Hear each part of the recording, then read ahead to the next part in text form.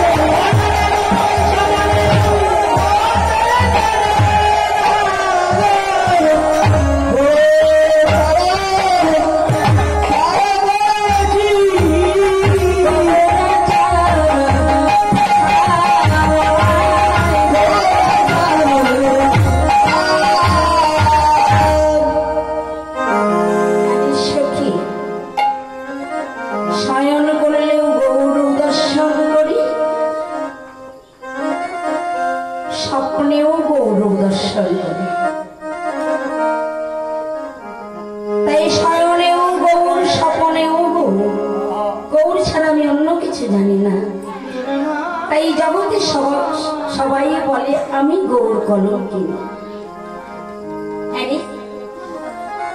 গৌর হরির চরণ স্মরণ করে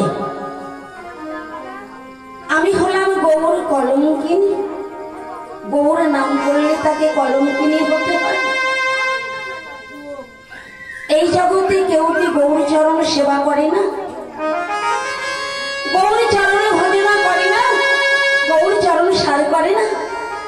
জগতে মাঝে শুধু আমি একা কলঙ্কিনী। স্থাবর জঙ্গমের মধ্যেও আমি গৌর দর্শন করি, কিন্তু কি করবো বল? আমি যে গৌর প্রেমে পাগল হয়েছি, ওই গৌর রূপ সাগরে আমি ছাপ দিয়েছি। আমি কেমন করে গৌর হরিকে ভুলে যাব? গৌর হরিকে তো বলতে পারি না। না না, গৌর হরিকে তো ভুলতে হবে। গৌর হরিকে যদি না ভুলি, সকলেই তো গৌর কলঙ্কিনী ছাড়া আমার অন্য কিছু বলবে না।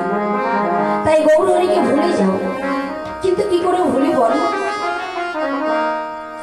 গৌর হরিকে যদি আমায় ভুলে যেতে হয়, যে দেশে গৌর নাই আমাকে তো সেই দেশে যেতে হবে, তাই না?